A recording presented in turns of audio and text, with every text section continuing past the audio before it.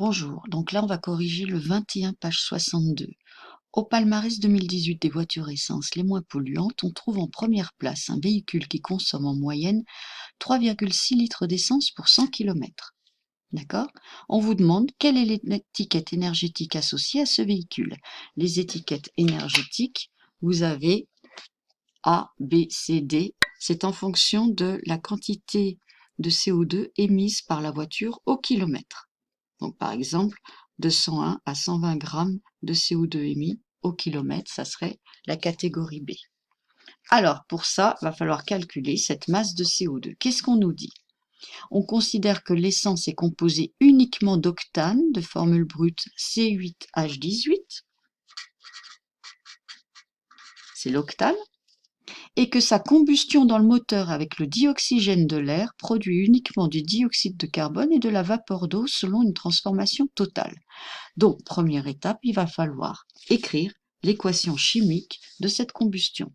Octane plus dioxygène de l'air va donner dioxyde de carbone plus de l'eau.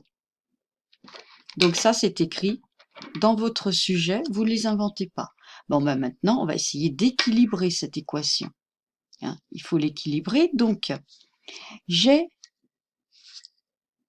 8C ici, j'ai 1C ici.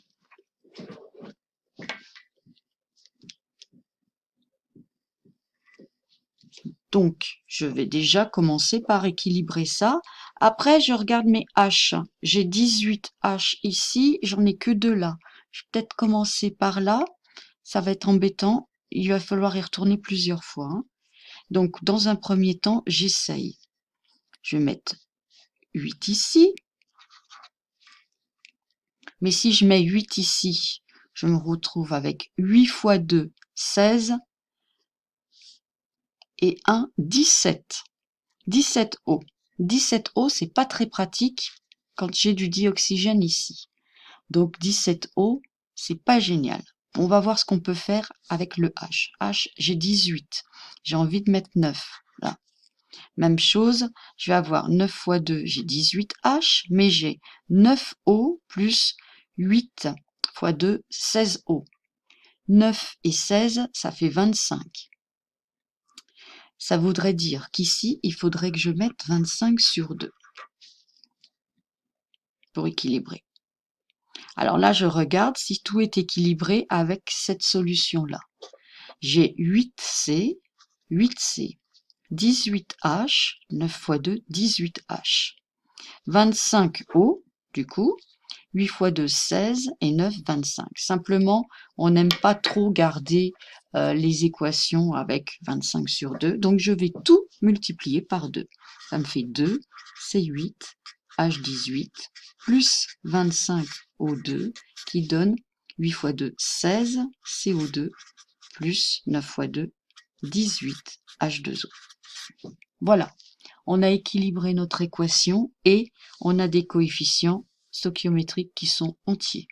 Ça, c'est la première étape. Ensuite, il faut bien savoir que je veux savoir combien de CO2 j'émets lorsque la voiture consomme 3,6 litres d'essence.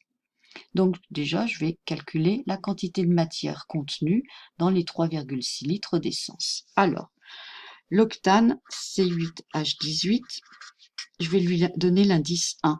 Donc, je vais appeler la quantité de matière N1, par exemple. D'accord? Donc, N1 pour l'octane, c'est masse de l'octane divisé par sa masse molaire. Masse de l'octane, je n'ai pas la masse de l'octane. Par contre, si vous regardez votre énoncé, vous avez sa masse volumique, 740 grammes par litre. Donc, masse, c'est masse volumique fois le volume. Masse volumique fois le volume, divisé par la masse molaire de l'octane. La masse molaire de l'octane est donnée dans votre sujet à 114 grammes par mol. Donc, si vous faites l'application numérique, vous trouvez 23 mols. Voilà, j'ai la quantité de matière de l'octane. Alors, qu'est-ce qu'on sait? Vous avez une combustion qui se fait avec le dioxygène de l'air. D'accord?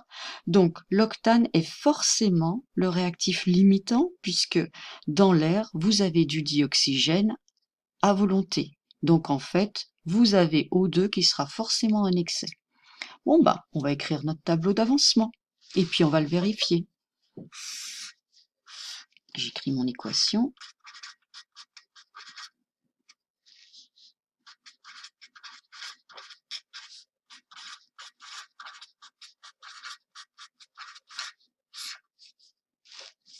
Voilà.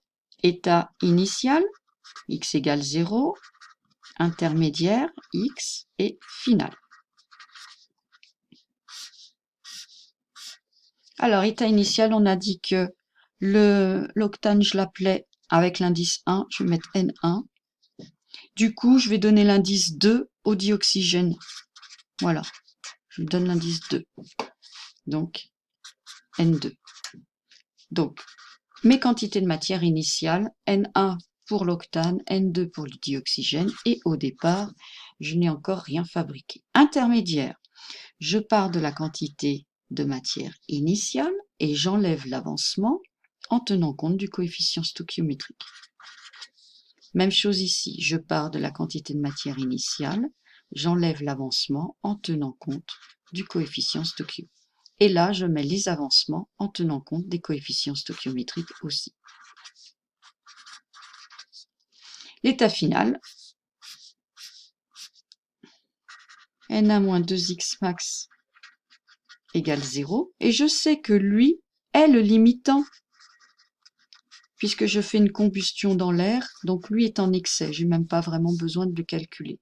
Donc je vais connaître mon x max forcément. X max, c'est égal à N1 sur 2. Donc ici, j'ai 16 x max et 18 x max. Donc x max vaut N1 sur 2, vaut 23 sur 2, 11,5. On peut l'écrire.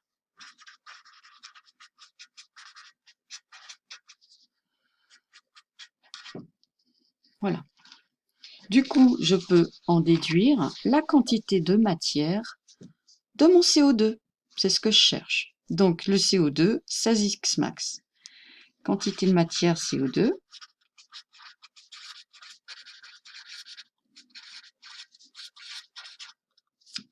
Voilà, 16x max. Autrement dit, 16 fois 11,5. Donc 16 fois 11,5, ça fait 184 mol.